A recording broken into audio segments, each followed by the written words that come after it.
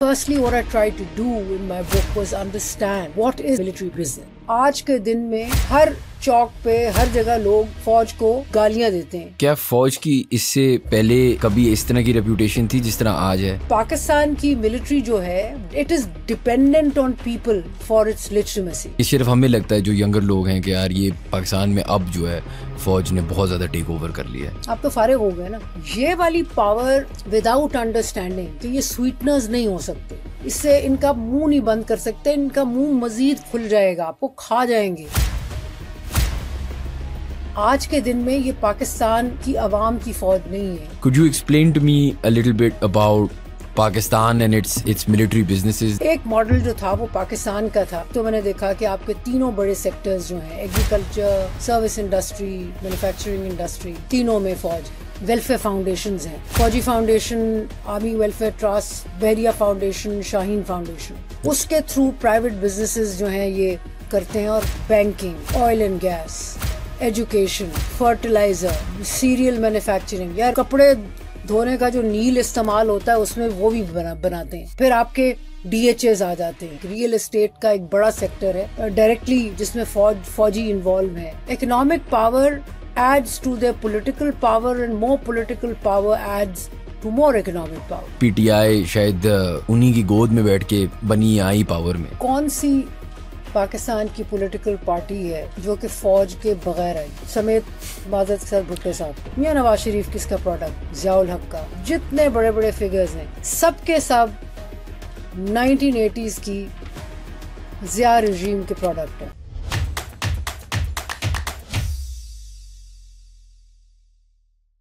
Assalamu alaikum everyone and welcome to another episode of How Does It Work, a podcast by Pro Pakistani. We have a very interesting guest and a very interesting topic today. Aisha Siddiqa is the author of Military Inc. among other books. पहली बात तो बहुत बहुत शुक्रिया आपका podcast पे आने का. Thank you so much for inviting.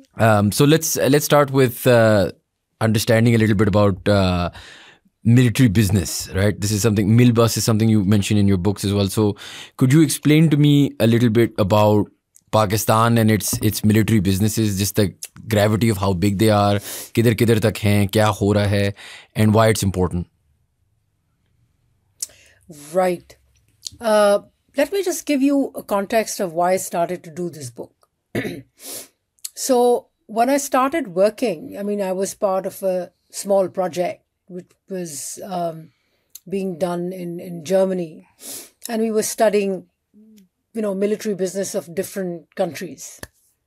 And there, the project head, his argument was that it's corruption of generals.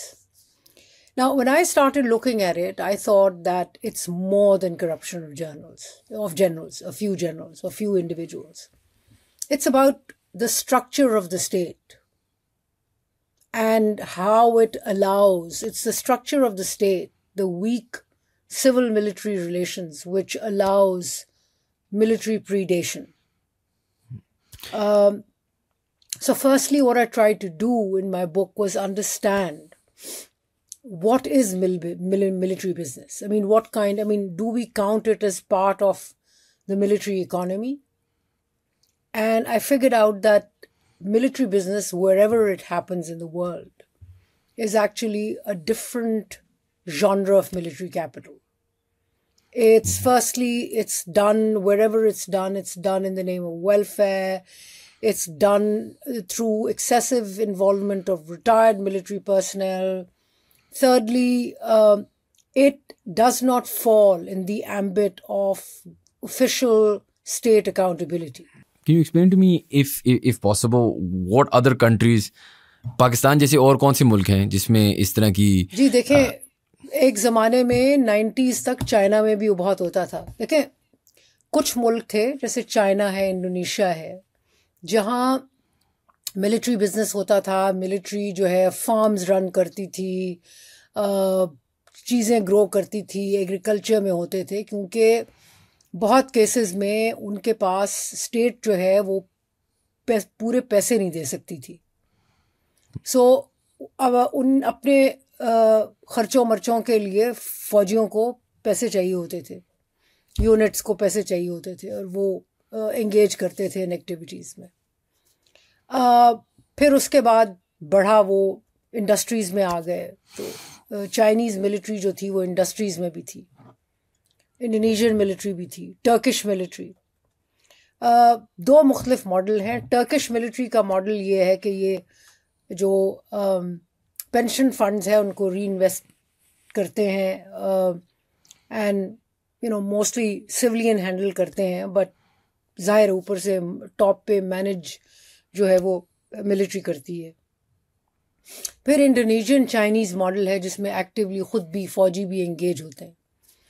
90s में, मिड 90s में चाइना ने रियलाइज़ किया कि उन्हें एक प्रोफेशनल मिलिट्री चाहिए, और प्रोफेशनल मिलिट्री जो है वो हर चीज़ों में झक नहीं मारती। सो चाइना ने डिसइन्वेस्ट कर दिया और अब चाइनीज़ मिलिट्री किसी भी इंडस्ट्री में नहीं है। टर्किश मॉडल चल रहा है। ओयाक उनकी एक कंपनी है जो कि करती है, मतलब कि वो पेंशन फंड्स इन्वेस्ट करती है, खुद डायरेक्टली वो रन नहीं करते। थाईलैंड है। लैटिन अमेरिका की बहुत सारी मुल्क एक ज़माने में किया करते थे, फिर वहाँ कम हो गया, अब भी है। फिर म्यांमार की मिलिट्री है। फिर मैंने देखा कि कुछ और भी मॉडल हैं डिपेंडिंग ऑन कि सिविल मिलिट्री की क्या रिलेशन है। मसलन यूनाइटेड स्टेट्स में प्राइवेट सिक्योरिटी में है, अब उसमें फ़ौज डायरेक्टली इन्वॉल्व नहीं है, उसमें जो उनका प्राइवेट सेक्टर है वो करता है, रिटायर्ड फ़ौजियों को लेता है, ये अफ्रीका में जाके लड़ते हैं, ये और जगहों पे जाते हैं, अपनी अंदर इंडस्ट्री में इन्वॉल्व नहीं है, प्राइवेट सेक्टर करता है। बट क्लियरली वो एक सेपरेट मॉडल था। तो मैंने 6 मॉडल्स जो थे वो किए। एक मॉडल जो था वो पाकिस्तान का था, सिविल मिलिट्री रिलेशंस का, जिसे मैं कहती हूँ Pakistan has a parent guardian military, जो कि चाहे वो हुकूमत में ना भी हो, लेकिन वो हुकूमत को इस तरह कंट्रोल करती है कि उसका हर वक्त एक पाँव जो है वो गवर्नेंस में रहे। So it's different model. तो जब इस किस्म की मिलिट्री जो है वो बिज़नेस में आती है तो उसका क्या इम्पैक्ट होता है, वो क्या क्या कर सकती है। तो जब पाकिस्तान का देखा, एक तो मैंने देखा कि आपके तीनों बड़े सेक्टर्स जो हैं, agriculture, service industry, manufacturing industry, तीनों में फ़ौज है। फिर ये इंस्टीट्यूशनली भी इन्वॉल्व है, मतलब ये कि आपके यहाँ जो यूनिट्स हैं उनके पेट्रोल पंप भी चल रहे हैं, उनके सिनेमे भी चल रहे हैं, उनके शॉपिंग प्लाजाज भी हैं। फिर NLC, national logistic cell and frontier works organisation और SCO जैसे इदारे भी हैं, वो भी कर रहे हैं डायरेक्टली, जिसमें फ़ौजी इन्वॉल्व हैं। फिर आपके यहाँ 3 बड़ी वो भी हैं, 4 बड़ी वेलफेयर फाउंडेशंस हैं, फ़ौजी foundation, army welfare trust, Bahria foundation, Shaheen foundation. उसके थ्रू प्राइवेट बिजनेसेस जो हैं ये करते हैं, और हर सेक्टर में है, banking, oil and gas, education, fertiliser, serial manufacturing. यार कपड़े धोने का जो नील इस्तेमाल होता है उसमें वो भी बनाते हैं। सो कौन सा ऐसा सेक्टर है जिसमें नहीं है। फिर आपके DHAs आ जाते हैं। सो हाउसिंग, रियल एस्टेट, आपका एक रियल एस्टेट का एक बड़ा सेक्टर है। पाकिस्तान में 2 ही चीज़ें चलती हैं, रियल एस्टेट चलता है, स्टॉक मार्केट चलती है, उसमें भी ये हैं। सो इकॉनमी में बड़ा इनका परवेसिव है जो इन्फ्लुएंस है। तो मेरा जो था इस किताब में वो ये था कि ट्राई टू अंडरस्टैंड कि जो मिल बिज़ पाकिस्तान में है ये जानवर किस किस्म का है। मतलब कि आप इसकी कैलकुलेशन, कॉस्ट कैलकुलेशन नहीं कर सकते, बिकॉज ये बहुत सारी चीज़ें जो हैं ये ट्रांसपेरेंट नहीं है। मतलब ये कि जनरल मुशर्रफ के ज़माने में पार्लियामेंट ने, तब जो पार्लियामेंट थी उसने बुलाया था, फ़ौजी फर्टिलाइज़र के हेड थे जनरल मोहम्मद अमजद, कि आओ ना ज़रा जवाब दो। तो उन्होंने पार्लियामेंट में जाने से इनकार कर दिया था कि मैं नहीं हिसाब देता। आप मुझे ये समझा सकती हैं कि ये अगर हिस्टोरिकल कॉन्टेक्स्ट मिले Is it because Pakistan की जो geopolitical situation थी, और obviously we have India on one side, Afghanistan में Soviet war चल रही थी, उसके बाद war on terror चल रही थी, क्या ये जो हमारी जियोग्राफिक लोकेशन है और इधर जितनी जंगें हो रही थी ईरान के साथ अपने मसले, क्या इसकी वजह से आर्मी एम्पावर हुई थी ओवर द इयर्स, या was it because of other reasons? देखिए, पहली बात तो ये है कि हमारे यहाँ शुरू से मोहम्मद अली जिन्नाह के टाइम से किसी ने, तकरीरें तो सबने की हैं, लेकिन किसी ने कोई स्ट्रक्चर इवॉल्व नहीं किया मिलिट्री को कंट्रोल करने का। 1950s से मिलिट्री जो थी इट वाज बिकमिंग पावरफुल, और इनके दिमाग में जो ख्याल था वो ये था सेल्फ सफिशेंसी का, कि जी हम डिपेंडेंट ना हो पॉलिटिकल क्लास पे, सिविलियंस पे। तो इन्होंने अपनी इकोनॉमी को भी उसमें ग्रो करने की कोशिश की। इनिशियली इन्होंने कहा कि जी चूँकि इस मुल्क में इंडस्ट्री नहीं है, बिजनेस नहीं है, तो हम इसमें कंट्रीब्यूट कर रहे हैं। सो जो ब्रिटिश जो कॉलोनियल पावर्स जब गई तो वॉर वेटरन्स फंड जो था, हिंदुस्तान का हिस्सा उन्होंने उनको दिया, पाकिस्तान का हिस्सा पाकिस्तान को दिया। जो इंडिया वाला हिस्सा था ज़ाहिर है उन्होंने अपने फ़ौजियों में बांट दिया। जो पाकिस्तान का हिस्सा था इन्होंने इसको री इन्वेस्ट किया, इसे इंडस्ट्रीज़ खोली। जूट की इंडस्ट्री में ये शामिल थे ईस्ट पाकिस्तान में, फिर टेक्सटाइल में भी थे एक ज़माने में। ये जो फ़ौजी फर्टिलाइज़र वगैरह जो है, ये वाली बिजनेसेस तब से हैं। लेकिन उसके बाद जो है ज़ाहिर है रुख तब्दील हुआ, उसमें इनकी लालच आ गई, उसमें अब जो लॉजिक ये देते हैं, मसलन जनरल आसिफ गफूर ने कहा कि भाई देखो किसी दिन इकॉनमी कोलैप्स कर जाएगी तो हमारे पास अपने रिसोर्सेज होने चाहिए। अब मज़े की बात यह है कि इस किस्म का आर्गूमेंट जो है आप उस वक्त करें जब आपको अंदाज़ा हो कि आपकी इंडस्ट्रीज़ एफिशिएंटली चल रही हैं। हमें तो ये भी नहीं पता कि ये एफिशिएंटली चलते हैं या नहीं। जो मैंने थोड़ी सी असेसमेंट की थी उसमें ये एफिशिएंट नहीं थे। क्यों नहीं थे? तो ये it's about power, it's about power.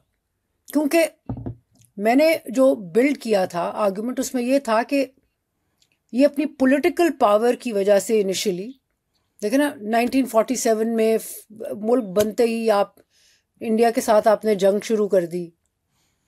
47-48 immediately 75% almost आपका सेंट्रल गवर्नमेंट एक्सपेंडिचर डिफेंस पे खर्च होने लगा।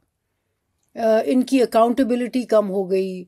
अमेरिका के साथ इनकी पार्टनरशिप 50s से शुरू हो गई, जिसकी वजह ये था कि military as an institution became more powerful than political institutions. एक बिल्कुल ही इम्बैलेंस ग्रोथ इंस्टीट्यूशंस आपके यहाँ हुई।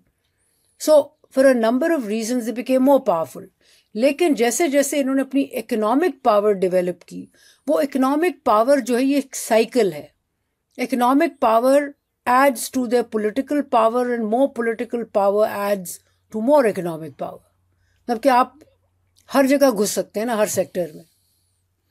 आप ऑयल एंड गैस में घुस गए, आप ज़बरदस्ती जो है वो कॉन्ट्रैक्ट्स ले लेते हैं, कोई बिडिंग नहीं होती। FWO को जब कॉन्ट्रैक्ट्स मिलते हैं कोई बिडिंग नहीं होती। How much of this is a failure लेकिन on the political parties themselves? मतलब they had the opportunity and in different times. आप कोई भी पॉलिटिकल पार्टी पाकिस्तान में देख लें, किसी न किसी टाइम तो वो establishment, they were in bed with the establishment.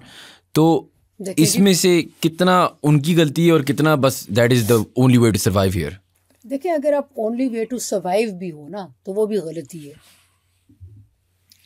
Bhutto साहब का ज़माना जो था 70s, वो वाहिद ज़माना था जिसमें मिलिट्री बिजनेस को पुश बैक मिला। उस ज़माने में नहीं किया गया। भाई इतनी दिलचस्प सी बात नहीं है ये। 71 में आप जंग हारते हैं, 2 महीनों के अंदर आपने आर्मी वेलफेयर ट्रस्ट खड़ी कर दी। हालांकि फौजी फाउंडेशन जो कि ट्राई सर्विस इंस्टीट्यूशन था, मिनिस्ट्री ऑफ डिफेंस के अंडर वो आता है, सेक्रेटरी डिफेंस उसका चेयरमैन होता है, तो एक ऑर्गेनाइजेशन मौजूद थी ना। लेकिन आपने कहा नहीं नहीं नहीं, हमने अपनी ना 1.5 ईंट की दुकान अलग से डालनी है। तो आर्मी वेलफेयर ट्रस्ट जंग हारने के साथ ही आपने बना लिया। उस वक्त जाहिर है आपने आर्ग्यूमेंट दिया कि जी देखें अभी लोग हारे हैं, अभी जंग हारे हैं, ये फ़ौजी हैं, इनको हमने अकोमोडेट करना है, इनकी वेलफेयर के लिए बहानेबाजी है। तो गोइंग बैक, मैं आपको बताऊं, जो मैंने कोई 250 इंटरव्यू किए थे, 200-250, सरताज अजीज़ जो थे was very open. He said के पॉलिटिशियंस ने हमेशा मिलिट्री बिजनेस को एज अ सेकेंडरी चीज़, एज अ स्वीटनर समझा है कि यार चलो ये इनको कॉन्ट्रैक्ट दे दो, ये चीज़ दे दो, ये जो है ना हमारी तरफ देखेंगे नहीं, हमें सांस लेने देंगे। But precisely the other impact. So आपके यहाँ प्रॉब्लम मैं आपको बताऊं सबसे बड़ा क्या रहा है। 77 years there is not a single party जिसकी लीडरशिप दिल पे हाथ रख के कह दे कि हम फौज को एज एन इंस्टीट्यूशन समझते हैं। They don't. फौजी भी नहीं हमें समझते, सिविलियंस को, लेकिन आपकी जो लीडरशिप है वो नहीं समझती। सो क्योंकि मोस्टली हमारे पॉलिटिशियंस की सबसे बड़ी गलती है कि वो कहते हैं कि जी इंडिविजुअल्स के थ्रू हम करेंगे, फलाना जनरल जो है वो हमारा कांटेक्ट है, चौधरी निसार के थ्रू जाएंगे, मुशाहिद हुसैन सैयद के थ्रू जाएंगे, शहरी रहमान के कॉन्टैक्ट्स हैं, या फलाने के कॉन्टैक्ट्स हैं, या ख्वाजा आसिफ के हैं, या इमरान खान ने कहा कि जी मेरे डायरेक्टली फैज़ हमीद से कॉन्टैक्ट है। किसी ने इंस्टीट्यूशन को समझने की कोशिश नहीं की, क्योंकि जब तक इंस्टीट्यूशन को समझेंगे नहीं आपको पता नहीं चलेगा कि इसको, इस जिन को आपने बोतल में वापस कैसे डालना है। अगर मैं आपसे पूछूं कि इस जिन को कैसे डालना है वापस बोतल में, तो कैसे डालना है? इंस्टीट्यूशनली। देखें, भुट्टो साहब ने एक बहुत बड़ी मेहरबानी की थी। वो 70s में वाहिद ज़माना था, 74 में, कि हायर डिफेंस रीऑर्गेनाइजेशन पे एक पेपर जो था वो पब्लिश हुआ, जिसमें सारी फ़ौज को रीऑर्गेनाइज किया गया। आज ये जो joint chiefs of staff committee है, chairman joint chiefs of staff committee जो है, वो इदारा बनाया गया to kind of push back the power of the army chief. नहीं कर पाए, वो भी हिस्टोरिकल वजूहात हैं और उसमें भुट्टो साहब का भी कसूर है, बिल्कुल। लेकिन एक institutional framework, ministry of defence जो थी पहले बहुत कमज़ोर थी। पहले प्री-70s तीनों सर्विसेज के कमांडर इन चीफ थे, हर कोई इंडिपेंडेंट था। फिर चीफ ऑफ स्टाफ किया गया, सर्विस हेडक्वार्टर्स को इस्लामाबाद पिंडी एरिया में लाया गया, और बहुत सारी इंस्टीट्यूशनल चीज़ें उसमें की। आप ये देखें ना गलतियां कहाँ होती हैं। मसलन बेनज़ीर भुट्टो मॉडर्न ज़माने की आखिरी प्राइम मिनिस्टर थी जो कि ब्रिगेडियर ऑनवर्ड्स प्रमोशन बोर्ड पे बैठती थी, जो कि प्राइम मिनिस्टर को करना चाहिए। प्राइम मिनिस्टर जिस दिन, पॉलिटिकल गवर्नमेंट जिस दिन अपना कंट्रोल छोड़ देगी ये कह के कि नहीं नहीं ये इनका मामला है, ये जाने, उस दिन आप समझें ये आपके कंट्रोल से निकल गए। आपकी कैबिनेट कमेटी ऑफ डिफेंस का स्ट्रक्चर जो है वो 70s में बना। So parliament was suppose to, parliament में कैबिनेट कमेटी फॉर डिफेंस थी, कैबिनेट कमेटी ऑफ डिफेंस के नीचे डिफेंस काउंसिल थी, डिफेंस काउंसिल को हेड करता था मिनिस्टर ऑफ डिफेंस, जो कि ज़ाहिर है पार्लियामेंट और कैबिनेट को ब्रीफ करता था। फिर पार्लियामेंट्री कमेटीज़ थी कोई 16, वो सारी आहिस्ता आहिस्ता डिसफंक्शनल कर दी। आपको पता है सबसे ज़्यादा किसके ज़माने में डिसफंक्शनल हुई? मियां नवाज शरीफ। 2013 की जो पार्लियामेंट है उसने कैबिनेट कमेटी ऑफ डिफेंस को रिडंडेंट कर दिया और इन्होंने की जी national security committee. Now DCC का formula, cabinet committee of defence का फॉर्मूला ये था that generals were asked to attend, invited to attend the meeting, but they were not full members, equal members. 2013 में आपने उनको फुल मेंबर बना दिया. 4 general जो हैं, army chief, naval chief, air chief और चेयरमैन जॉइंट चीफ, ये member हैं, आपके सिविलियंस के मेंबर हैं.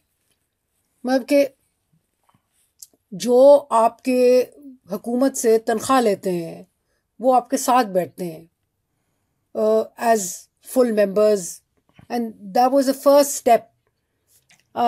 मरहूम ये जो है सरताज अजीज़, वो अपनी किताब में लिखते हैं कि जनाब पार्लियामेंट की कैपेसिटी नहीं थी इसलिए हमने डीसीसी को रिडंडेंट कर दिया.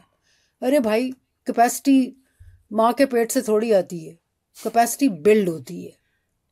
आप पार्लियामेंट को ट्रेन करते हैं. आपके, मैं शर्त लगा के दे सकती हूँ कि शायद आपके पार्लियामेंट में इस वक्त 2 से 3 लोग से ज़्यादा नहीं है जिनको पता हो कि फ़ौज क्या है, उसके मुख्तलिफ विंग्स क्या हैं, उसकी डिफेंस बजट कैसे बनता है, मिलिट्री अकाउंटेबिलिटी के सिस्टम्स क्या हैं. दिलचस्प बात यह है कि चार्टर ऑफ डेमोक्रेसी में बिलावल भुट्टो को जजेस के साथ क्या करना था वो तो याद है. ये नहीं याद कि 2 जो इम्पोर्टेंट फैक्टर्स थे वो ये एग्रीमेंट हुआ था कि जी वापस डीसीसी के फॉर्मूला पे जाएंगे और नेशनल सिक्योरिटी काउंसिल बंद करेंगे और इंटेलिजेंस एजेंसीज को अकाउंटेबल करेंगे. अब इनकी नॉलेज ही नहीं थी, इन्होंने उठा के क्या किया, पीपीपी गवर्नमेंट ने आईएसआई को आईबी के अंडर दे दिया. ये अकाउंटेबिलिटी के तरीके नहीं है. मतलब कि आप समझते ही नहीं है इंस्टीट्यूशन को. देखें, एक अगर शेर है, आप उसको आहिस्ता से उसके आगे शायद उसको टेम करने के तरीके करें और तरीके से आप उसके, जब वो चिंगाड़ धाड़ रहा है उसके मुंह में आप अपना हाथ डाल दें, इस तरह से तो आप डील कर नहीं पाएंगे उसके साथ. आप उसको you have to engage in a conversation और देखें, they have to realize कि एक अनअकाउंटेबल फौज की अपने लिए कॉस्ट बहुत ज़्यादा है. आज के दिन में ये कि हर चौक पे हर जगह लोग फौज को गालियां देते हैं, ये कॉस्ट है उनके लिए. बिकॉज पाकिस्तान की मिलिट्री जो है वो it is dependent on people for it's legitimacy. तो उसको अगर वो इतनी इलेजिटिमेट बन गई है तो उसको आप एहसास दिलाएं और उसको ये भी बताएं कि आओ हमारे साथ बैठो, कुछ हम सरेंडर करेंगे बट कुछ तुम्हें सरेंडर करना पड़ेगा. क्या फौज की इससे पहले कभी इस तरह की रेपुटेशन थी जिस तरह आज है? And is this because of social media awareness? और क्या फ़ौज की कभी इतनी पावर थी जितनी आज है, या ये सिर्फ हमें लगता है जो यंगर लोग हैं कि यार ये पाकिस्तान में अब जो है फ़ौज ने बहुत ज़्यादा टेक ओवर कर लिया है? नहीं, पावर इनकी थी. जो एक्सप्रेशन जो था ना पब्लिक, यार जब मैंने मिलबिज का जिक्र किया और मिलिट्री इंक लिखी, by the way military Inc मेरी दूसरी किताब है. मेरी पहली किताब इनके आर्म्स प्रोक्योरमेंट डिसीजन मेकिंग पे है, जिस तरह असला ख़रीदते हैं, कैसा स्ट्रक्चर है. सो एनीवे, गोइंग बैक, देखें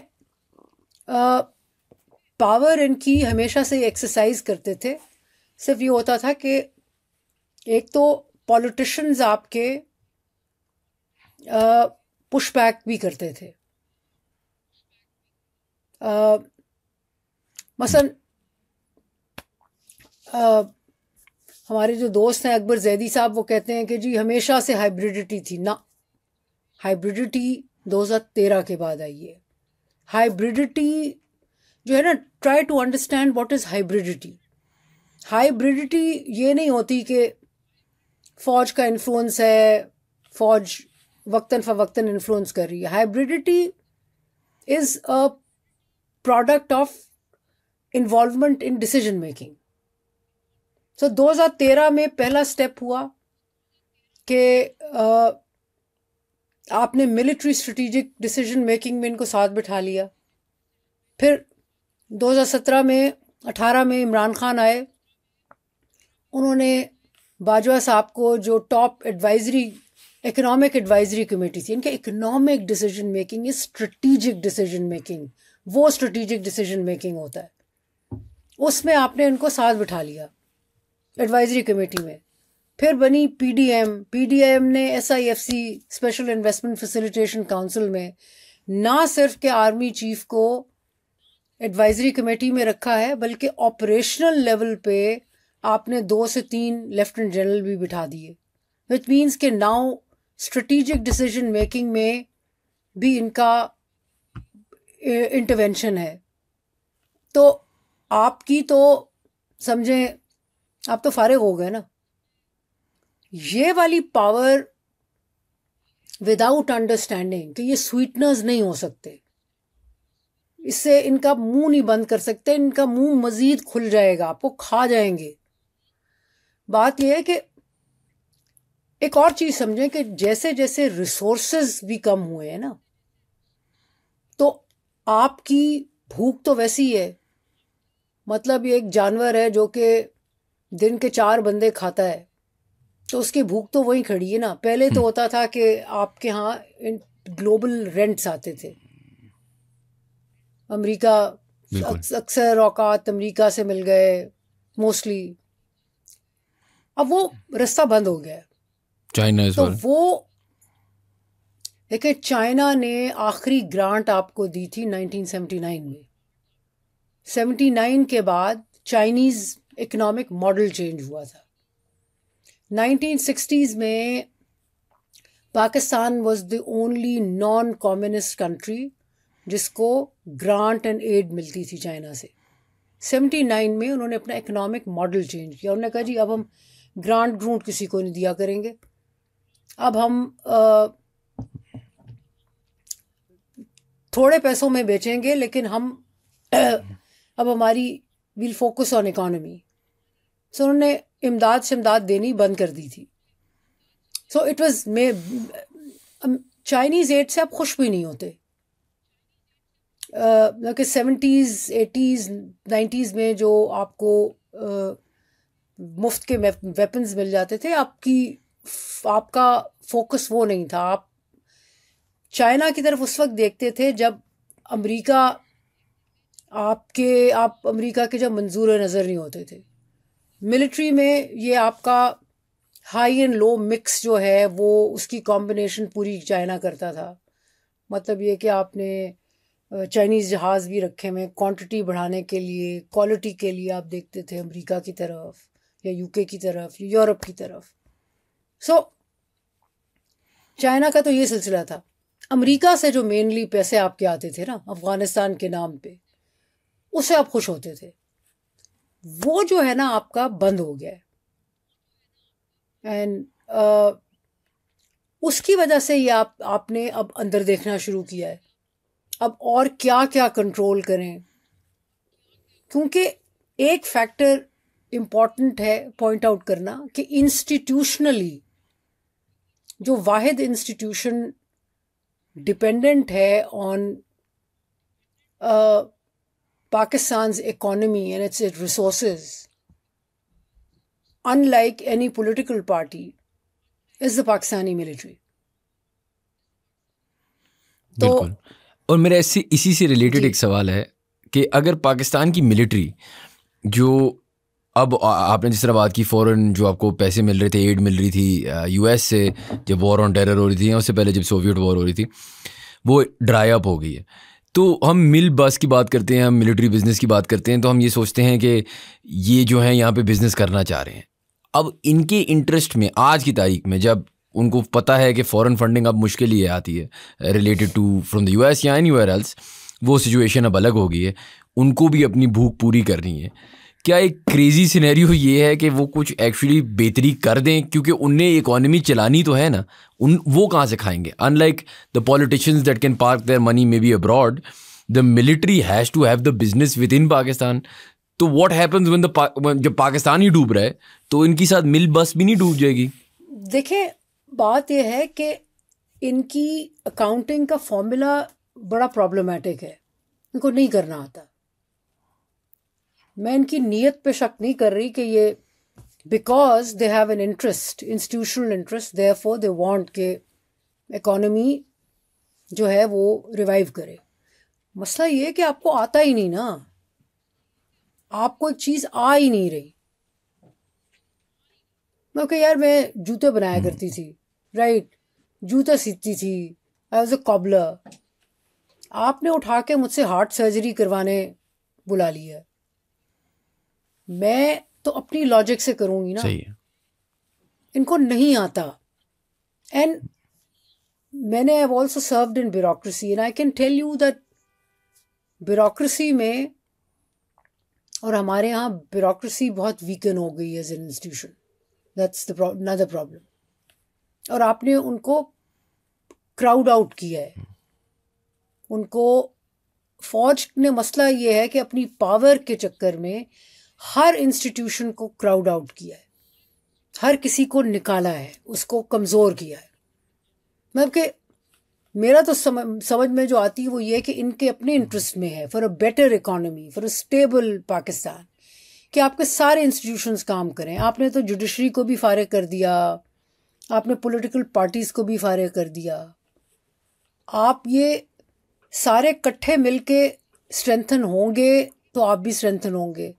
तो मेरा अपना ख्याल नहीं है कि ये कर पाएंगे, I don't think so. I mean इनकी इंटेंट हो सकती है कि पाकिस्तान की इकोनॉमी, अब आप खुद देखें ना, अगर आप take a back step view, Balochistan का इशू है,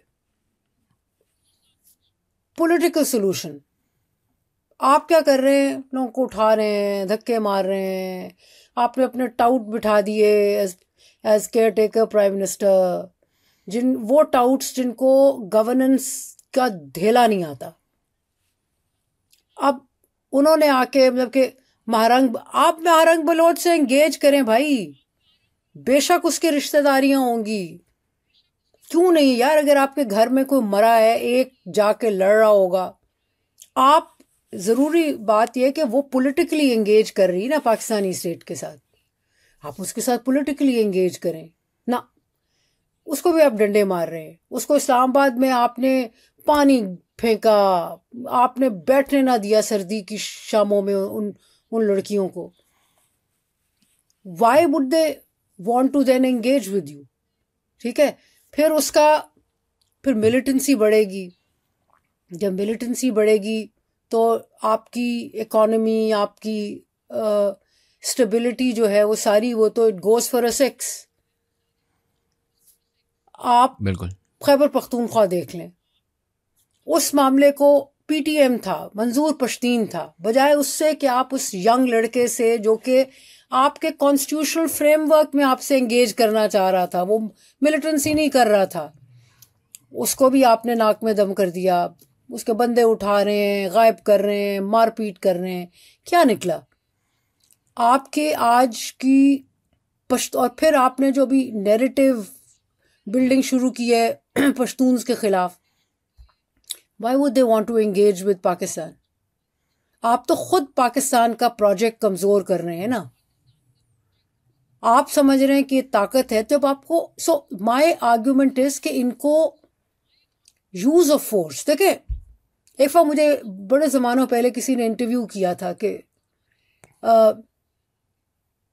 is this the military you'd want for your defense? I said, of course, this is the kind of military I'd want for my defense. But as long as it's only focused on external security, period.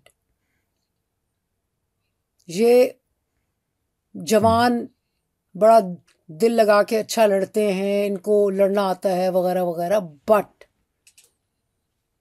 ये वो हैं जो कि मेरी सियासत से, मेरे समाज से, मेरी मईशत से बाहर रहें।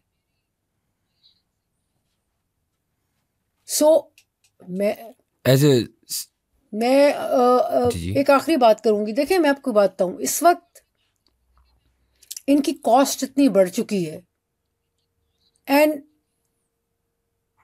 अगर एक सिविल मिलिट्री डायलॉग हो तो कोई इनको बैठ के समझाए कि जी आपकी स्पेस आप कैसे रीगेन कर सकते हैं।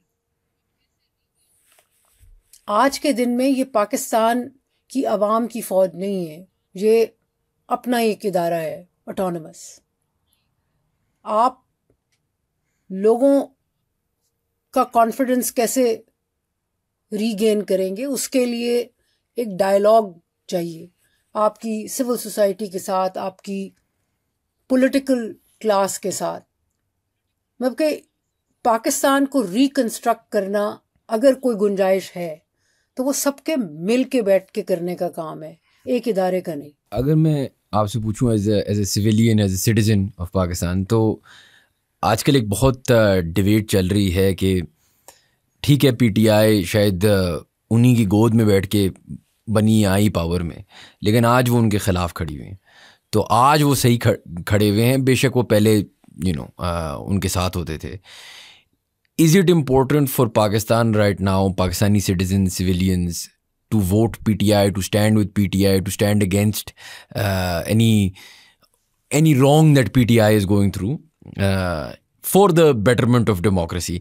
या क्या ये वही wolf in sheep's clothing वाली बात है कि जब PTI पावर में आएगी, जिस तरह जब आई तो PDM आउटकास्ट हुई, तो जो PDM आई तो उनने PTI को आउटकास्ट किया, या ये इस दफ़ा ऐसा है कि इनको बैक करना चाहिए for a better Pakistan? Shayan, पहले तो let's take a step back. कौन सी पाकिस्तान की पॉलिटिकल पार्टी है जो कि फौज के बगैर आई है, समेत माजरत के साथ भुट्टो साहब के? भुट्टो साहब जी was a product of the Ayub regime. देखें, लोगों पे मुझे कोई शक नहीं है, लोग जज्बे से निकलते हैं और एंगेजमेंट करते हैं with in agenda, with in ideology. Bhutto साहब ने पिछले दिनों कोई लगा हुआ था गालियां देने भुट्टो साहब की नेशनलिज्म को, नेशनलाइजेशन पॉलिसी को, सॉरी। देखिए, नेशनलाइजेशन 60s 70s में बहुत सारी मुल्कों ने की थी, और उस वक्त एक ट्रेंड था ब्रेजन कैपिटलिज्म से रिट्रैक्ट करके सोशलिज्म, ये वो policies sometimes prove right, sometimes they prove wrong.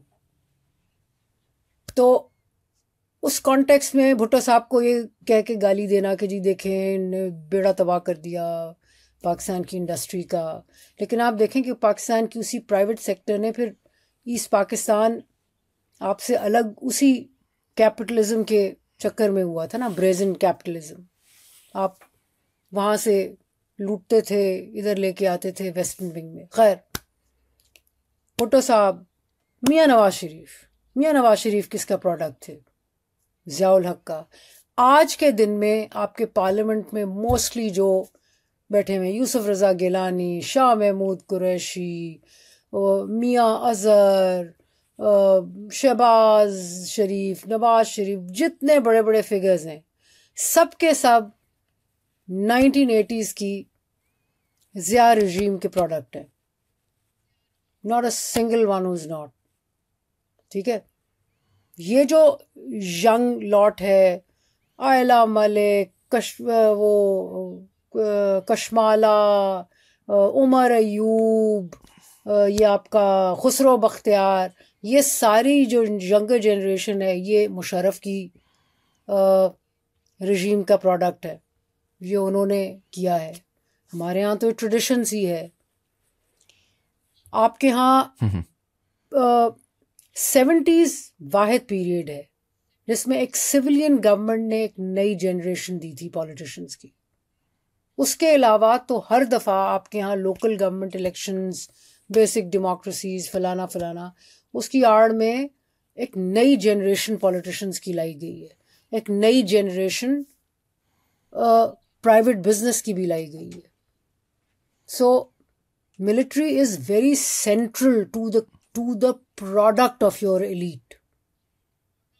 आप यहाँ आके देखें ना, इन्होंने लंदन में भी, यहाँ इनकी पहुंच यहाँ की यूनिवर्सिटीज़ तक बिल्कुल है. ये नज़र रखते हैं कौन कैसा कितना काबिल बच्चा, ये वो ले आते हैं. फिर देखते हैं ऑक्सफोर्ड में, कैम्ब्रिज में, सोयास, किंग्स कॉलेज, LSE, कौन कौन है नई लीडरशिप में, कौन है पोटेंशियल जिसमें लीडरशिप है. तो इनकी रिक्रूटमेंट के जो दायरा कार है उसमें तो अब बाहर के ममालिक भी शामिल होते हैं. सो होता ये है देखें, और ये पाकिस्तान अकेला नहीं है. लैटिन अमेरिका में भी लोग आए फौज की मदद से. लेकिन होता यह कि जब आप आ जाते हैं ताकत में, तो फिर आपको समझ आ जाती है कि एक्चुअली लेजिटिमेट फोर्स तो हम हैं, और वेस्ट तब आके इनका झगड़ा होता है. देखिए, मैं उस दिन तैयार होंगी PTI को वोट देने के लिए. मैं नहीं देती, उस दिन होंगी. लेकिन मैं PTI की एज अ पार्टी पोजीशन को I will stand by it कि नहीं, हर पार्टी का अपना एक हक है, वो उनको मिलना चाहिए. बट PTI को मैं उस दिन वोट दूं, सपोर्ट करूं, जिस दिन मुझे लगे कि उसकी लीडरशिप जो है एक्चुअली एक सीरियस एंगेजमेंट और मिलिट्री को एक्चुअली सीरियस पुश बैक के लिए तैयार है.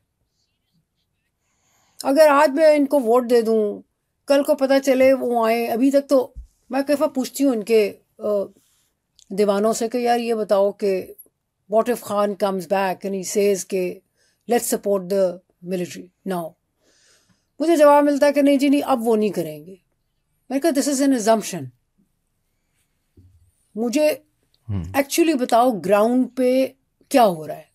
आई मीन ग्राउंड पे मुझे बताओ कि आपकी पार्टी में कौन है जो कि सीरियसली मिलिट्री की disengagement from politics and economy and society पे या गुफ्तगू कर रहा है या सोच भी रहा है. किसी पार्टी में नहीं हो रहा. बाय द वे, ये मैं सिर्फ PTI अकेली को क्यों कहूँ, ना PMLN कर रही है, ना PPP कर रही है. सो आपको पार्लियामेंट में क्या स्ट्रक्चर्स कायम करने पड़ेंगे फौज को की अकाउंटेबिलिटी के लिए. यार मैं आपको बताऊं, 1980s मोहम्मद अली खान जुनेजो की पार्लियामेंट जो थी, शदीद सेलेक्टेड प्राइम मिनिस्टर था मोहम्मद खान जुनेजो. ज़ियाउल हक का hand picked, non party basis पे इलेक्शन हुए थे. उस पार्लियामेंट में शदीद गुफ्तगू हुई थी कि ज़ियाउल हक को पे स्टेटमेंट देनी पड़ी थी. पार्लियामेंट में गुफ्तगू होती थी मिलिट्री अकाउंटेबिलिटी कि कम करो, बजट कम करो. आप क्या करते हैं, जिस दफ़ा ये मांगते हैं छींक भी मांग कि क्या किया. इमरान खान की आउटगोइंग गवर्नमेंट ने जो टैक्स की छूट थी मिलिट्री फाउंडेशंस की, वो उन्होंने उनको दे दी. मज़े की बात यह है कि नवाज शरीफ की 91-92 की जो गवर्नमेंट थी, पहली दफ़ा था कि मिलिट्री फाउंडेशंस पे टैक्स लगा था. जब इमरान खान की बारी में वो टैक्स जो था वो उन्होंने वापस ले लिया, तो फिर PMLN ने जिक्र भी नहीं किया. But they were the first ones to actually tax them.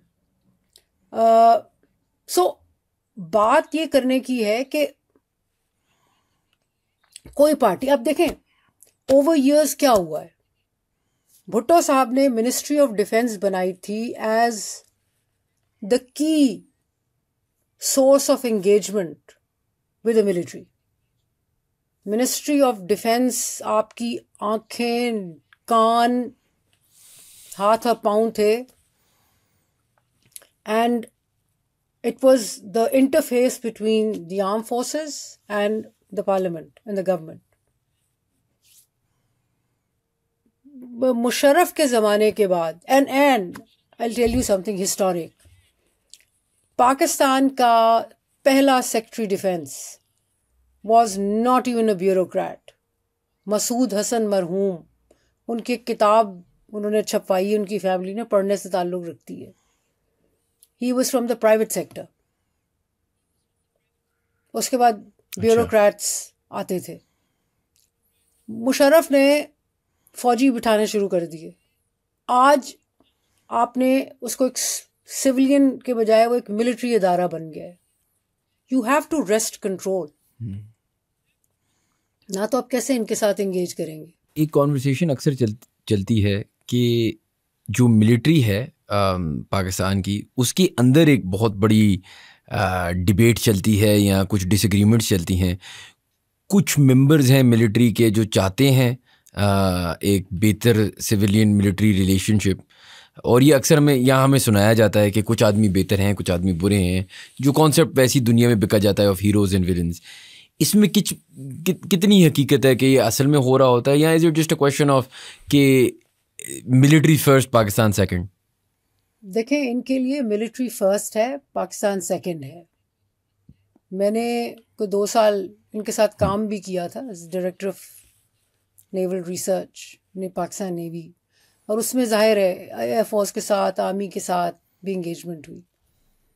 एक चीज़ मैंने सीखी थी अपने उस 2 साल की इंगेजमेंट में कि there is not a single there's not a single institution, फौजी इंस्टीट्यूशन, जहाँ एक भी सिविलियन खुश हो. बिकॉज सिविलियंस को वैसे ही सेकंड क्लास सिटीजन समझते हैं.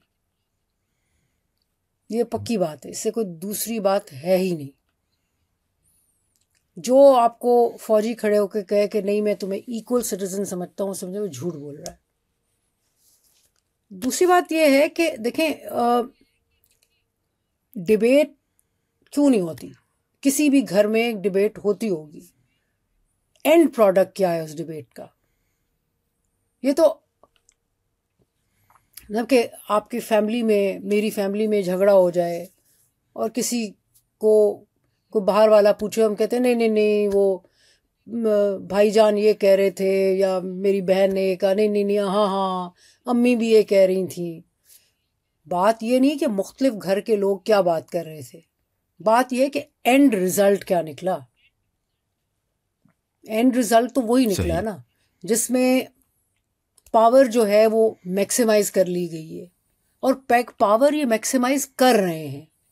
जितना ये कमज़ोर हो रहे हैं, ये अपनी ग्रिप में इजाफा कर रहे हैं. देखिए मैं आपको एक बात बताऊं, जो डिफरेंस आया है, ये नहीं कि इनकी पावर कभी कम थी, ग्रेजुअली बढ़ ही रही थी.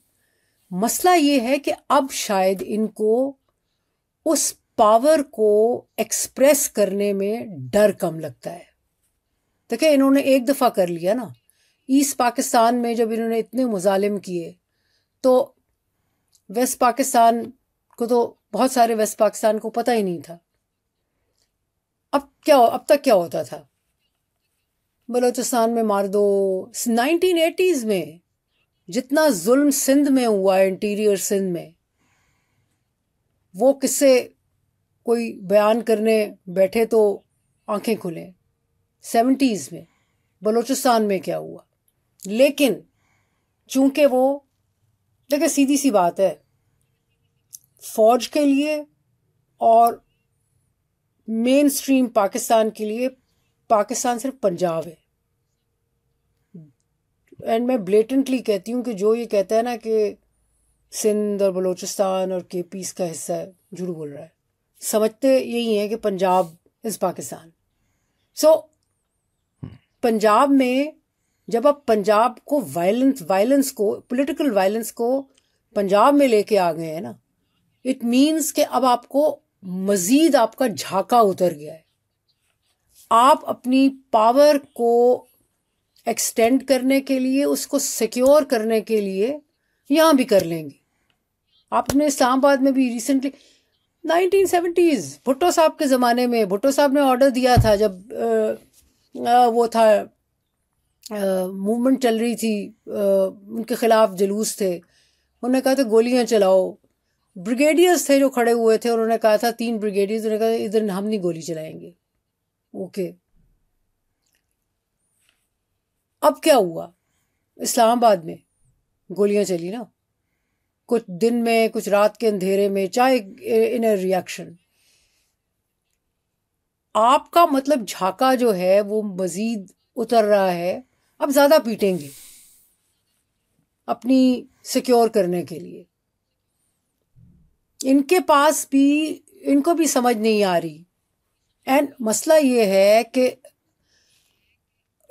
अब आर्ग्यूमेंट होता है, नहीं नहीं नहीं, वो ना इस वक्त जो टॉप लीडरशिप है ना, उसका इमरान खान से झगड़ा है, therefore why is it? But there is something in the institution जो कि इतनी इंटैक्ट है ना, कि बाकी सब भी खड़े नहीं हो रहे, बिकॉज उनको पता है कि we stand together, we fall together. So जो इनका स्ट्रक्चर है वो तो काम कर रहा है, it is getting over exposed, लेकिन कर रहा है ना। हमारे यहाँ पॉलिटिकल लीडरशिप सारी ढह गई है। अब है ये कि the fact of the matter is the only one standing right now is the PTI leadership. I may like them और not, but they are standing. यूं समझे एक ही बंदा खड़ा है। अब मेरी सिर्फ अर्ज ये है कि एक बंदे को चाहिए ये कि अपनी पार्टी में कॉन्शियसनेस तो शुरू करे ना, कि भाई इनके साथ हम निकलेंगे तो हम कैसे, किस तरीके से एंगेज करेंगे। क्योंकि ये इमेजिन करना कि एक दिन खान साहब जब निकल आएंगे और वो ऑर्डर करेंगे कि सबको टांग दो, या हुएवर वाज रिस्पॉन्सिबल उसको लटका दो, वर्दियां उतार दो, ये भी नहीं होने का। सो किस मेथडोलॉजी से आप करेंगे? मतलब ये कि एक as a citizen of Pakistan मेरी ख्वाहिश होगी कि एक दिन अकाउंटेबिलिटी हो, जिसमें जो जो लोग थे जिन्होंने हुकूमतें ख़त्म की और पुराना शुरू करें वो अकाउंटेबिलिटी, वो तो होने की नहीं। बट किस तरह से आप करेंगे फिर? आपने थोड़ी देर पहले बात की कि एक ज़माने में 70s था शायद, जब नेशनलिज्म की बहुत बात हो रही थी, दुनिया में एक सॉर्ट ऑफ कॉन्वर्सेशन चल रही थी। आजकल एक दुनिया में कॉन्वर्सेशन चल रही है कि जी डेमोक्रेसी या द काइंड ऑफ गवर्नमेंट जो आज एग्जिस्ट करती है इंडस्ट्रियल रेवोल्यूशन के लिए बनी हुई थी। उस टाइम आपने बहुत सारे रिसोर्सेज को गैदर करना था, और अब वो चेंजेस आ रहे हैं। अमेरिका का अगर एग्जांपल दूं तो डिपार्टमेंट ऑफ गवर्नमेंट एफिशिएंसी जो इलॉन मस्क साहब चला रहे हैं, और दुनिया में कॉन्वर्सेशंस आ रही हैं कि कम लोग हों गवर्नमेंट में, more as a referee if anything, and let businesses and private sector adopt its personality. और पाकिस्तान में ये कॉन्वर्सेशन शुरू हो चुकी हैं। PIA की बात हो रही है, प्राइवेटाइजेशन, एयरपोर्ट्स की, बहुत सारे और इदारों की बंद होने की बात हो रही है। क्या आपको लगता है ये जो एक नेचुरल फ्यूचर हमें सामने नज़र आ रहा है, शायद नेचुरल हो, शायद एक फैड हो, of reducing government power overall, क्या अगर हम ये ओवरऑल गवर्नमेंट पावर रिड्यूस कर रहे होंगे, क्या उसमें एक इफ़ेक्ट मिलिट्री पे आएगा? और मेरा दूसरा सवाल या इसी के अंदर सवाल ये है कि क्या हमें इस पूरे सिस्टम को एक डिफरेंट लेंस से देखना चाहिए? अगर हमसे ये वाला जो फॉर्म ऑफ हमारी जो करंट कॉन्स्टिट्यूशन के अंदर डेमोक्रेसी है, ये वाला फॉर्म नहीं चल रहा, तो can we do something different? बहुत अच्छे, बहुत सारे सवाल कर दिए। let me kind of pick something in the middle. Reduction of government, क्या फौज रिड्यूस होगी? Answer is no. Because as long as national security is Paramount. उसमें आपको फौज रखनी है. And in a country where the civilian leadership is no longer engaged in strategic decision making, ये फैसला कि कितनी फौज चाहिए फौज का है, आपका नहीं. एक इजरायली राइटर हैं योरम पेरी. उनकी एक बड़ी खूबसूरत किताब है generals in the cabinet room. वो पढ़ने से ताल्लुक़ रखती है, बट उसका एक इंट्रो एंड कंक्लूजन में जो मज़े की चीज़ है, वो कहते हैं कि भाई फौज का इन्फ्लुएंस बढ़ता है जब स्ट्रेटेजिक डिसीजन मेकिंग में से निकलना शुरू हो जाए पॉलिटिशियन. आपको इंगेज करना पड़ेगा. मैंने शुरू में अर्ज़ की थी ना कि बेनज़ीर भुट्टो आखिरी प्राइम मिनिस्टर थी मॉडर्न ज़माने की जो कि brigadier onwards upwards promotion boards में बैठती थी. मियाँ साहब ने छोड़ दिया था. मियाँ साहब से एक दफ़ा मेरी बात भी हुई कि जनाब आप अपने पसंदीदा जो ब्यूरोक्रेट्स हैं उन्हीं को मिनिस्ट्री ऑफ डिफेंस में भेज दें. उन्होंने कहा नहीं, वो कहते हैं कि ये हमें काम नहीं करने देंगे. सो आपने बिल्कुल डिसएंगेज कर लिया है जो to and this is goes against you. Now going back to your first question, देखिए reduction of government is a very complex and a problematic issue जो कि एलोन मस्क के चक्कर में हमें सिर्फ उस पर यूँ नहीं करना चाहिए कि and America itself is very problematic. मुझे आज के दिन में मैं अमेरिका थोड़े दिनों के लिए काम करने चली जाऊँ, पढ़ने चली जाऊँ, पढ़ाने चली जाऊँ, रहने नहीं जाऊँगी. Because there is an America that we see, Elon Musk, Tesla है, कोई बोइंग है, मैकडोनल्ड डगलस है. But then there is an America which suffers and which votes Donald Trump because it's not been a beneficiary of the economic growth and windfall.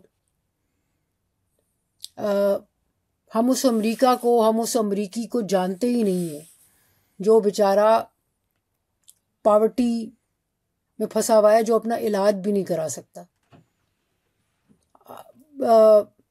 मैं कि वहाँ तो मरना भी मुहाल है, महंगा पड़ता है. देखें there is another model, yet another model, which is socialist countries हैं यूरोप की. डिबेट ये चल रही है, लेकिन ये कि government cannot completely reduce its responsibility, wash its hands of its responsibility. मतलब कि हमारे यहाँ एक नहायत नालायक किस्म की डिबेट शुरू हुई है जिसमें मिफ्ता इस्माइल साहब का भी हाथ है कि जी प्राइवेट सेक्टर को एजुकेशन भी दे दो, it's more efficient. No, private sector should be made more accountable जहाँ जहाँ वो है. बट बहुत सारी चीज़ें गवर्नमेंट, आप you can't reduce government just like that. Health care is another sector. Now जो आपके पब्लिक सेक्टर इदारे हैं जैसे PIA है, जैसे पाकिस्तान रेलवेज़ है. अच्छा, एक तो मज़े की बात यह है कि Pakistan railways was efficient. Pakistan railways को ख़त्म करने वाली फ़ौज खुद थी, national logistic cell. National logistic cell ने कोई भी रेलवे जो है ना वो पैसेंजर ट्रैफिक से नहीं चलती, कार्गो ट्रैफिक से चलती. और उसका कार्गो जो है पाकिस्तान रेलवे का, वो नेशनल लॉजिस्टिक सेल ने लिया. तो आपने एक गवर्नमेंट इंस्टीट्यूशन ने दूसरे गवर्नमेंट इंस्टीट्यूशन को मार दिया। नाउ आपके यहाँ प्रॉब्लम ये है पॉलिसी कंट्रोल का। PIA began to die because policies आपने गलत बनाई, टाइमिंग आपकी पॉलिसीज की करेक्ट नहीं थी, जैसे ओपन स्काई पॉलिसी वगैरह वगैरह। ओपन स्काई की एक पूरी तमीज़ होती है, एक पूरी साइंस होती है, वो आपने की नहीं। फिर ये था कि आपने अब head of the decision making आप बैठे हुए हैं, फ्रीक्वेंसी अलॉट करने से लेके टाइम स्लॉट अलॉट करने तक। PIA को आप अलाउ करते इंटरनली कंपटीशन, डोमेस्टिक कंपटीशन आप हमेशा के हैंडल एक और तरीके से करते हैं।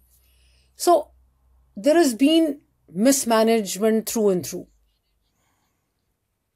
जहां आपने शाहीन एयरलाइन फौज ने, वो छोड़ दें, आपने शाहीन एयरलाइन चलाई ना, वो PF पाकिस्तान एयरफोर्स से वो नहीं चल सकी थी, वो भी आपने किसी और के उसको बेची, जिसको बेची उसको भी आपने जीने नहीं दिया। सो बेसिकली प्रॉब्लम ये है कि जहां गवर्नमेंट को रेगुलेटर बनना है ना, आपको तो रेगुलेटर बनने की भी तमीज नहीं है। मतलब ये कि जब आपको मैंने, शायान साहब आपको रेगुलेटर बना दिया, चीफ रेगुलेटर, अब आप बार बार अपने ही रिश्तेदारों में अगर बांटना शुरू कर देंगे या उनको आप कर देंगे और मैं लाइन में खड़ी हूँ, 10 और लोग लाइन में खड़े हैं, तो फिर वो you're not a good regulator. हमें तो रेगुलेटर बनने की भी तमीज नहीं है, आपकी ब्यूरोक्रेसी में वो कैपेसिटी नहीं है। सो आई डोंट थिंक कि इस वक्त PIA आप चला सकते हैं। You have to, I think हमें जो करना चाहिए वो फोकस वो ये होना चाहिए, the impact should be on what is beneficial for the end user. अगर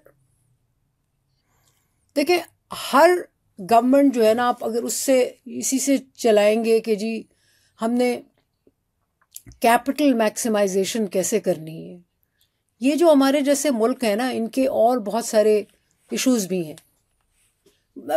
ये it's a whole longer discussion जो कि इस वक्त नहीं करूँगी, क्योंकि बहुत सारे it's a much more complex issue. It can't be discussed that easily. बिल्कुल बिल्कुल, इंशाल्लाह for another podcast. ये जो है ना जी, ये अपना साइज बिल्कुल नहीं बढ़ाएंगे। मसलन इन्होंने कोशिश की फ्रंटमैन करके PIA भी खरीदने की कोशिश की। ये हर चीज़, मसला ये है कि हर चीज़ जिसको ये नेशनल इम्पोर्टेंस समझते हैं, ये समझते हैं इसको हम रिटेन करें, प्राइवेट सेक्टर ना आए। प्राइवेट सेक्टर ना आए फिर क्या करें, ये खुद प्रिटेंड कर रहे हैं ना कि ये प्राइवेट सेक्टर है। सो मसलन NLC जो है, FWO जो है, उसकी इन्होंने बहुत सारी प्राइवेट एंटिटीज उसकी आगे मजीद बना दी है। तो you're dealing with a company, you think it's a private company, it's actually a military company. How would you know? मतलब एक नेकेड आई को नजर नहीं आता। बिल्कुल बिल्कुल। चले, मैं आपका बहुत ज़्यादा और टाइम नहीं लूँगा। आप बहुत कुछ सीखने को मिला and I'd love to have you back on the podcast, but before I let you go, I have one last question. मैं कभी कभी सोचता हूँ, आपने जब ये किताब लिखी थी, interestingly enough this was a long time ago, considering आज जो सेंटिमेंट है लोगों के, उस ज़माने में शायद उस लेवल पे नहीं थी। आपको कितना बैकलैश फेस हुआ था जब आपने इस तरह की किताब लिखी थी, और सिक्योरिटी थ्रेट कभी आपको महसूस हुआ और फिर क्रिटिसिज्म तो आई एम श्योर आपको भी मिला होगा from local authority, specifically the military itself. आपने वो सब कैसे हैंडल किया? यार मैंने ऑनेस्टली, मुझे एक दो उस्ताद प्रोफेसर जो थे उन्होंने मना भी किया, उन्होंने कहा मत छापना, मुशर्रफ की रजीम थी, विशस रजीम विल गेट आफ्टर। अच्छा, मैंने कहा ज़्यादा क्या करेंगे, 4 गालियाँ देंगे, कॉलम लिखवाएंगे, कोई रिव्यू आ जाएगा। बट मुझे क्या पता था कि जनरल मुशर्रफ खुद मेरी किताब की मार्केटिंग करेंगे, कहेंगे जी ट्रेटर है, इंडिया से लेके पैसे लेके किताब लिखी है, इंफॉर्मेशन पास ऑन की है। मज़े की बात यह है कि मेरे फुट नोट्स देख लें, ऑल पब्लिकली अवेलेबल इंफॉर्मेशन। कोई, मैं जिसे कहते हैं ना कि कोई ऐसा सिक्योरिटी का उसमें डॉक्यूमेंट नहीं है, अपने इनकी अकाउंट्स हैं जो छापते भी हैं, ये है वो है, बहुत सारी इन्फॉर्मेशन है जो पाकिस्तान में अवेलेबल होती है, लोग मेहनत नहीं करते। बहुत ज़्यादा 6 दिन ऐसे थे, मैं 6 दिन जब किताब आई, 6 दिन के बाद मैं इन्होंने वो जो दफ़ा होती है 144 वो लगा दी, कोई 3 से ज़्यादा बंदे कॉन्ग्रीगेट नहीं कर सकते। फिर होटलों को कहा कि जी इनको कोई हॉल नहीं देना, इस्लामाबाद क्लब से कैंसिल करा दिया। फिर मैसेजेस भेजे कि we'll try you for treason, ये वो। तो उस वक्त तो 6 दिन मैं आपको बताऊँ शान, मेरी my social life dried up, कोई मिलने नहीं आता था। सो लेफ्ट द कंट्री, बाहर आ गई 2-2.5 महीने, फिर आई वेंट बैक।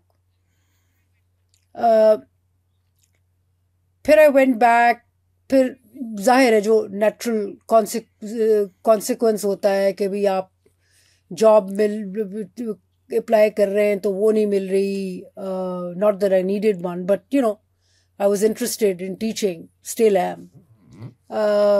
फिर ये है कि अच्छा, मज़े की बात ये होती है कि ये it's very interesting to understand. एक तो ये आपके पीछे, अच्छा पहले इनने सोचा था कि ये मुशर्रफ के ख़िलाफ़ है किताब, पढ़ते पढ़ाते तो है नहीं ना माशाल्लाह।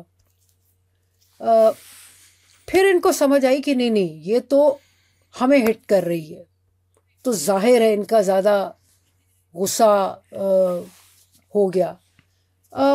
बट कोई जिसे कहते हैं ना सीरियस एंगेजमेंट क्या हो गया, मैंने हमेशा इनको कहा कि भाई मैं I am happy to accept if I am wrong, let's have a dialogue, बात करो ना। बात ये करते वरते नहीं है, मतलब कि या इनके जो हवारी होते हैं ये ख़िलाफ़ लिखते हैं। अच्छा, मज़े की बात ये होती है कि ओवरऑल ये एक ऐसा आपका ऑरा बिल्ड कर देते हैं कि इनके जो लोग हैं ना, जो इन पे डिपेंडेंट हैं, और ओवर इयर्स आपकी एनजीओ सेक्टर, आपका think tank sector, there is not a single, and I stand by it, there's not a single think tank in Pakistan which is independent of military control. None. And मज़े की बात ये होती है कि यहाँ इसमें जो लोग काम कर रहे हैं, आपके एनजीओ सेक्टर है वो भी बहुत इन पे डिपेंडेंट है। सो होता ये है कि इनको खुश करने के लिए बहुत सारे लोग आपको देखते हैं और कहते हैं कि यार इसको तो लेट्स बैड माउथ है, क्योंकि इनको पसंद नहीं है, इनको ये सुन के खुश होंगे कि हम इसको बैड माउथ कर रहे हैं। सो एक पूरा एक ऑरा आपके गिर्द कर देते हैं जिसमें you begin to look like an outsider. So for good 15-16 years I lived in Pakistan after this book as an outsider.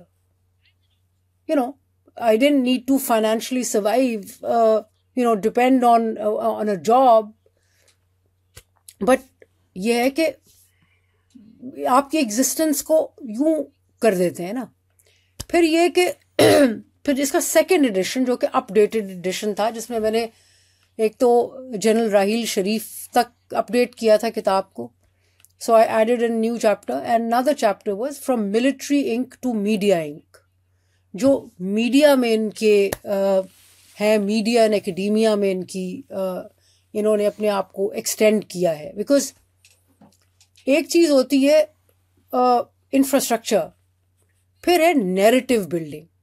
So narrative building के लिए आपको एकेडेमिया का, मीडिया का कंट्रोल चाहिए. This is what they have done, and I wrote about that as well. तो उसके बाद ज़रा मज़ीद नाराज़ हो गए. तो ख़बर यही था कि सबीन महमूद वाला हाल करेंगे, सो इसलिए मैं बाहर बैठी हूँ. Not because I don't want to return to Pakistan. So मसला ये कि इनकी बर्दाश्त जो है ना इंगेजमेंट की, वो बहुत कम हो गई. बल्कि आपके जो थे पिछले DGISPR, उनने 2018 में मुझसे गुफ्तगू की. तो मैंने कहा जनाब लोगों को जाने दें, मुल्क वापस लोग मुल्क की खिदमत करें. तो उन्होंने कहा जी हम किसको रोकते हैं. मैं कहा जी आपके सामने बैठी हूँ. मैंने 2 पोजीशंस के लिए, सीनियर पोजीशंस के लिए कायद आज़म यूनिवर्सिटी में अप्लाई किया, तो ISI ने मना करा दिया. तो आगे से जवाब सुने. उन्होंने कहा हाँ मैं नहीं चाहूँगा कि इस एज में मेरा बच्चा पोर्नोग्राफी पढ़े. तो इंडिपेंडेंट राइटिंग, इंडिपेंडेंट थिंकिंग अगर इनको फहाशी लगती है तो उसके बाद रह क्या जाता है. I think that's a good place to leave it. और क्या कहना है.